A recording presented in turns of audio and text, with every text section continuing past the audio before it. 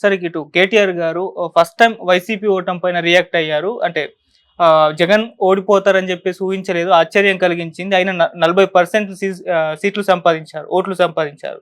అది అంత ఈజీ కాదు. ఇందులో షర్మిల పాత్ర అసలు ఏమీ లేదు. కేవలం ఆయన్ని వాడుకున్నారు తప్పితే దాని పాత్ర అయితే ఎటువంటి లేదు అని చెప్పేసారు. ఈవెన్ వాళ్ళ ఓటమి పైన కూడా ఆయన ఆత్మవిమర్శ చేసుకున్నారు సార్. ప్రజలకు కాస్త దూరమైన మాట విషయమే అని చెప్పేసి అంటున్నారు. అంటే ఆయన కామెంట్స్‌ని ఏ విధంగా చూడొచ్చంటారు సార్? అదే అమ్మా స్వచ్ఛమైన కామెంట్స్. ఇప్పుడు ఆయన ఓటమిని గురించి అంత ఇక మేమేదో మమ్మల్ని మోసం చేశారు, మాకేదో మోసం అయింది అనలేదు. హ్మ్. అలాంటిది మాటలు మాట్లాడకుండా, కాంగ్రెస్ వాళ్ళు మాట్లాడే మాటలు మాట్లాడకుండా, నిజాయితీగా మేము ఎక్కడో కనెక్షన్ మిస్ అయ్యాం.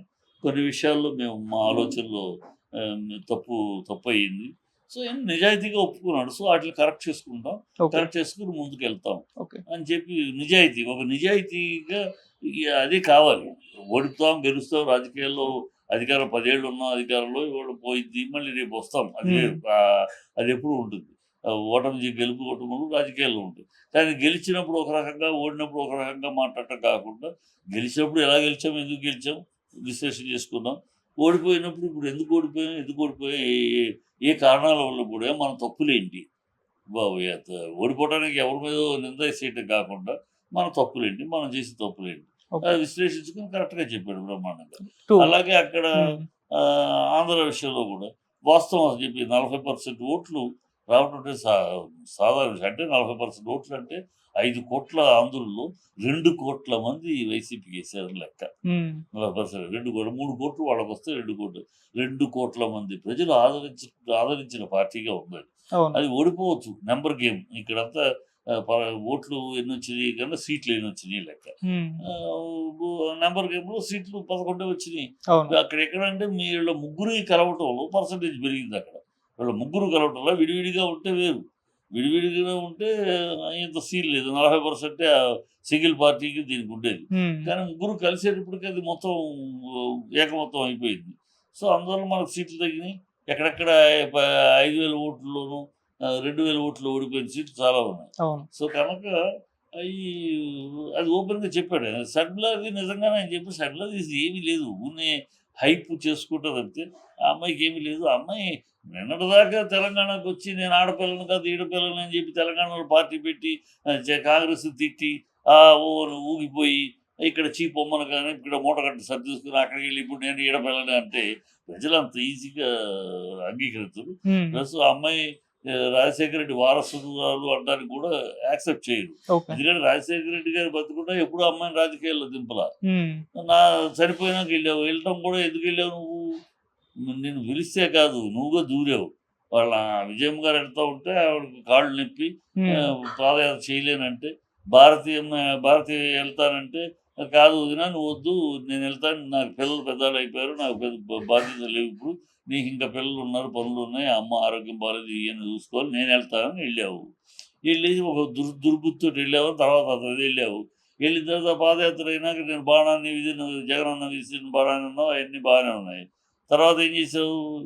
సోనియా గాంధీ దగ్గరికెళ్ళావు. సోనియా గాంధీ దగ్గరికెళ్ళి తను నిన్ను ప్రెసిడెంట్ చేయమన్నావు. హ్మ్. నిన్ను ప్రెసిడెంట్ చేస్తే నేను చూ చూసుకుంటానన్నావు అన్నీ. ఆవిడ నిన్ను నమ్మలా. నీ శక్తి మీద నమ్మకం లేక ఊరుకుంది. ఇది ఎవరు చెప్పారు ఈ విషయాలు బయటికి? ఎవరు ఎవరో మామూలు మనిషి చెప్పలా. ఆయన ఎక్స్ ప్రెసిడెంట్ బెంగాల్ ఆయన ఉన్నారు కదా! ఎక్స్ ప్రెసిడెంట్ ఆయన పేరేంటి? ప్రణబ్ ముఖర్జీ. 'ప్రణబ్ ముఖర్జీ'.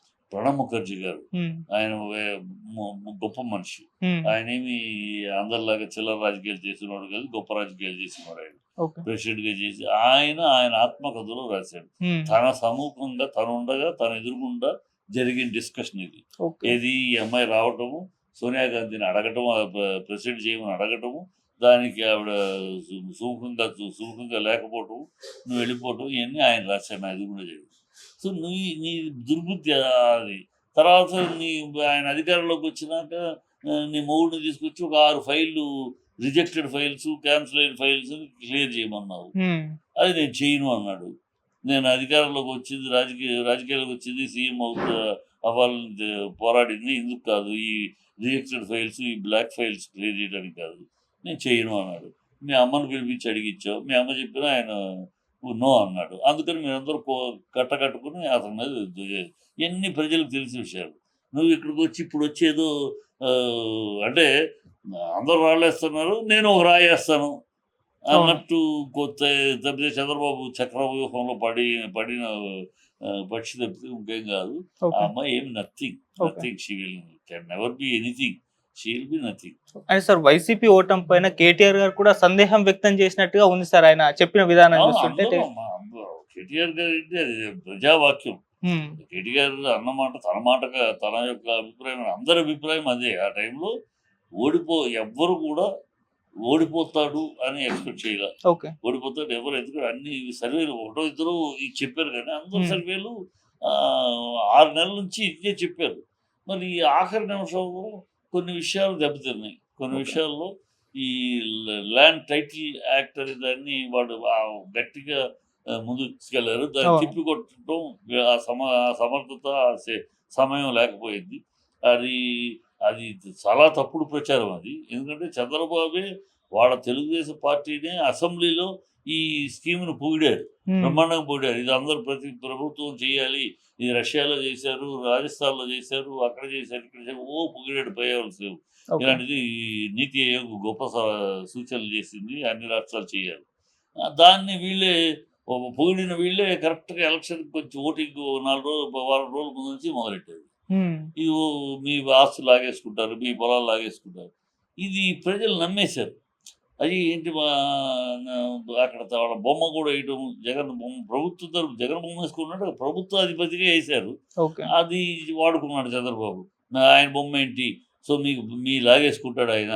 ఇట్లాగూ ప్రాపగడ అప్పటికి 60% సర్వే అయింది, ఎక్కడ ఎవరిది లాక్కోలే. కానీ ప్రజలకి ఈ విషయం తెలియజెప్పి ఇది బూటకము, ఒకటి డ్రామా, వాళ్ళు చెప్పింది వాళ్ళే బాగుతున్నారు, వాళ్ళు కేవలం భ్రమ పెట్టిస్తా చేస్తున్నారు అని ప్రజల ముందు తీసుకెళ్ళి క్లారిటీ చేసే సమయం కానీ ఆ సమర్థత కానీ లోపించింది. అందువల్ల అదొకటి సాగింది. తర్వాత మందుబాబులు ఎక్కువ డబ్బు పెట్టి కొనాల్సి రావడంలో వాళ్ళు కాస్త వ్యతిరేకత. తర్వాత ఉద్యోగస్తులకి పెన్షను, వాళ్ళందరినీ రెచ్చగొట్టాడు చంద్రబాబు. వాళ్ళకి ఇస్తున్నాడు, పేదలు సత్యమని వాళ్ళకి ఇస్తున్నాడు, మీకు పంగనామాలు పెడతాడు. మీరు ఇన్ని సంవత్సరాలు కష్టపడి తర్వాత రిటైర్ అయితే మీకు మీ బతుకులకి ఇది లేకుండా మీకు పెన్షన్లు ఇవ్వట్లేదు, పెన్షన్ డిలే అయింది, అది వాస్తవం. సో ఇవన్నీ కలిసి అతనికి ఆయుధాలుగా ఉపయోగపడ్డాయి. ఈవీఎం ట్యాంపరింగ్ అని కూడా ఒక అంశం వచ్చింది. ఇప్పుడు కేటీఆర్ గారు దాన్ని ఏమన్నా ప్రస్తావించే, అంటే తన మాటలు అదేమన్నా ఉందంటారా సార్? ప్రస్తావించవచ్చు, కానీ ఆధారం కేటీఆర్ స్టేజ్ లో ఉన్న వాళ్ళు ఆధారాలు లేని మాట్లాడరు. అందులో కేసీఆర్ ఎడ్యుకేటెడ్, వెల్ ఎడ్యుకేటెడ్. కనుక ఇప్పుడు రేవంత్ రెడ్డి మాట్లాడినట్టు చిల్లరతరంగా మాట్లాడలేడు కదా. వాళ్ళు సస్తే పోస్ట్ లో మాట్లాడలేడు కదా. ఎడ్యుకేటెడ్ కనుక సాక్ష్యాధారాలు లేకుండా అనుమానాలు ఉన్నాయి, 100 అనుమానాలు ఉంటాయి ఓడిపోయినప్పుడు. ఆ అనుమానాలు, అందుకని జగన్ కూడా ఓడిపోయాం, ఎన్ని కారణాలు మన దగ్గర ఆధారాలు లేవు అంటున్నారు, కానీ మన దగ్గర ఆధారాలు లేవు. కనుక ప్రజాభిప్రాయాన్ని గౌరవిద్దాం, ప్రజల తరపున పోరాడదాం అని అనేసాడు. అంతే. అంతకన్నా